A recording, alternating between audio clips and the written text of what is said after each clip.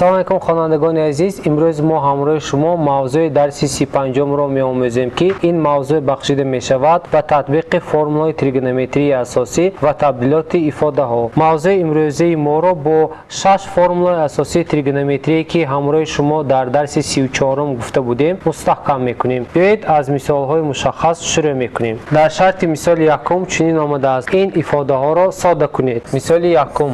Дар ин ҷо ду мисол пешниҳод карда мешавад ки дар мисоли аввал чунин омадааст: 1 минуси 1 тақсими синуси квадрат альфа. Талаб карда мешавад ки ин ифодаро содда кунем. Мувофиқи формулаи 1 тақсими синуси квадрат альфа баробари котангенси квадрат альфа ҷамъ 1 истифода карда ифодаро содда мекунем. 1 минуси ба ҷои 1 тақсими синуси квадрат альфа котангенси квадрат альфа ҷамъ 1-ро мегузорем ва қавсро мекушоем. Дар натиҷа 1 минуси котангенси квадрат альфа минус 1 ҳосил мешавад.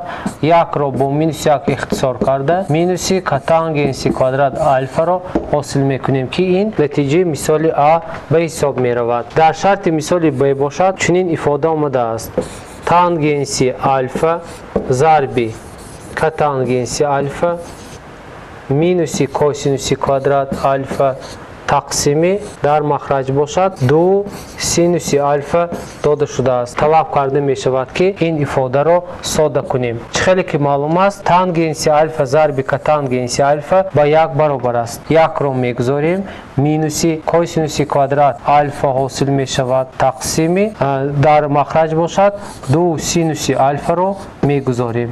Пас дар натиҷа аз 1 косинус квадратро тарҳ намоем, синуси квадрат альфа ҳосил мешавад тақсими 2 синуси альфа. Пас ҳангоми ихтисор кардани сурат ва махраҷи каср мо ҳосил менамоем синуси альфа тақсими 2 ки ин натиҷаи мисоли 1Б ба ҳисоб меравад. Мисоли дуюмро иҷро мекунем. Дар шарти мисоли дуюм чунин омадааст: ин ифодаро табдил диҳед. Менависем мисоли дуюм ба мо ифодаи зерин дода шудааст: косинуси квадрат альфа минуси котангенси квадрат альфа ҷамъ 1 ва зарби синуси квадрат альфа. Талаб карда мешавад ки ин ифодаро содда кунем. Чӣ хеле ки маълум аст, барои содда кардани ин ифода мо формулаҳои айниятии тригонометрии ҳамон як кунҷи якхела доштаро истифода мебарем. Азбас ки як ҷамъи котангенси квадрат альфа ин ба 1 тақсими синуси квадрат альфа баробар аст, пас ба ҷои қавси дода шуда ифодаи дар поён бударо мегузорем ва чунин ифодаро ҳосил мекунем: косинуси квадрат альфа минуси ба ҷои қавс мегузорем 1 тақсими синуси квадрат альфа зарби синуси квадрат альфаро менависем. Дар натиҷа ҳангоми ихтисор кардани синуси квадрат альфа бо синуси квадрат альфа ҳосил кардан мумкин аст косинуси квадрат альфа минуси 1. ё ин ки аз ин ҷо минусро аз қавс бароварда 1 минуси косинуси квадрат альфаро ҳосил мекунем ки он ба минуси синуси квадрат альфа баробар аст, ки талаб карда шуда буд ки қимати ин ифода бояд табдил дода шавад ки он ба минуси синуси квадрат альфа баробар шуд. Мисоли сеюмро дида мебароем. Дар шарти мисоли сеюм чунин омадааст: исбот кунед ки дар ҳама қиматҳои равои бета қимати ифода аз бета вобаста нест. Менависем мисоли сеюм. Дар мисоли сеюм чунин омадааст: синуси квадрат бета минуси косинуси квадрат бета ҷамъ 1 тақсими синуси квадрат бета. Мо бояд исбот кунем ки қимати ифодаи дода шуда аз тағйирёбандаи бета ё аз кунҷи бета вобаста нест. Пас мо бояд исбот кунем ки қимати ифодаи зерин ба ягон адад баробар мешавад. биёед ин ифодаро ҳамроҳ содда мекунем. Сурати касрро чунин табдил медиҳем: синуси квадрат бета минуси косинуси квадрат бета ҷамъ 1 баробар аст ба синуси квадрат бета. ҷойҳои минуси косинуси квадрат бета ҷамъ 1-ро иваз карда ҳосил мекунем 1 минуси косинуси квадрат бета. Дар натиҷа синуси квадрат бета ҷамъи боз синуси квадрат бета ё ин ки 2 синуси квадрат бетаро ҳосил кардем. Ба ҷои сурати касре ки ба мо дода шудааст ҳангоми гузоштан ифодаи 2 синус квадрат бетаро ҳосил мекунем. тақсими синуси квадрат бета ҳосил мешавад.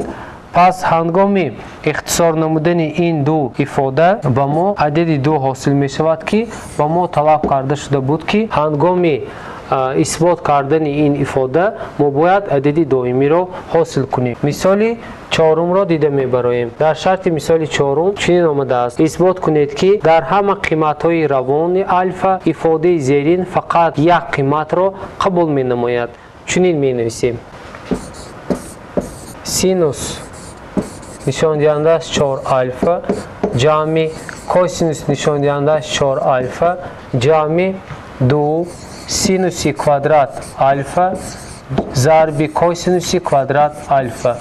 барои сода кардани ин ифода ё барои исбот кардани он ки ин ифода танҳо дорои як қимат мебошад, мо формули зарби мухтасарро истифода мебарем. ҳангоми квадрати сеазогӣ дода шудани ифода а квадрат ҷамъи 2аб ҷамъи б квадрат мо ҳосил мекунем а ҷамъи б дар дараҷаи 2ро ҳосил мекунем.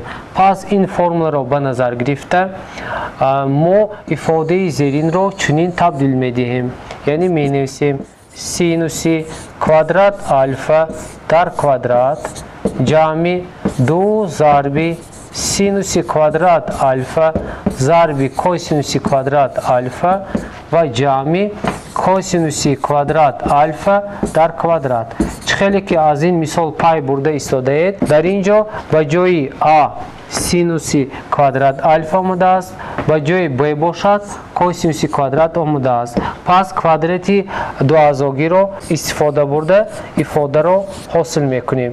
синуси квадрат альфа ҷамъи косинуси квадрат альфа дар квадрат ҳосил мешавад. дар натиҷа ҳангоми синус квадрат альфа ҷамъи косинуси квадрат альфаро ба квадрат бардоштан ба мо аз рӯи айнияти асосии тригонометрӣ як ҳосил шуда, якро ҳангоми ба дараҷаи як бардоштан як ҳосил шуд. пас ҷавоби мисоли чорум ба адади як баробар шуд ки ин ифода ба мо талаб карда шуда буд. мисоли панҷумро дида мебароем. дар шарти мисоли панҷум чунин омадааст: ин айниятро исбот кунед. менависем мисоли 5 бояд исбот кунем ки 2 ҷамъи синуси бета зарби дар дохили қавс 2 минуси синуси бета ҷамъи дар дохили қавси дигар 2 ҷамъи косинуси бета зарби 2 минуси косинуси бета ба адади 7 баробар аст. барои исбот кардани ин ифода мо формулаи зарби мухтасарро истифода мебарем. инчунин ҳангоми истифодаи формулаи зарби мухтасар баъзе аз айниятҳои асосии тригонометриро истифода мебарем. яъне менависем 2ро ба 2 зарб мезанем 2 квадрат. дар ин ҷо АБ омадааст ва формулаи зарби мухтасари фарқи квадратҳо ба мо лозим меояд. 2 минуси синуси квадрат бета ҷамъи 2 квадрат минуси косинуси квадрат бета ҳосил мешавад ки бояд баробараш 7 барояд. 2ро ба дараҷаи 2 бардорем 4 минуси синуси квадрат бета ҷамъи 2ро ба дараҷаи 2 бардорем 4 минуси косинуси квадрат бета баробари 7 ҳосил мешавад. дар натиҷа 4ро ба 4 ҷамъ кунем 8. аз ифодаи мин баъда минуси синуси квадрат бета минуси косинуси квадрат бета минусро аз қавс мебарорем.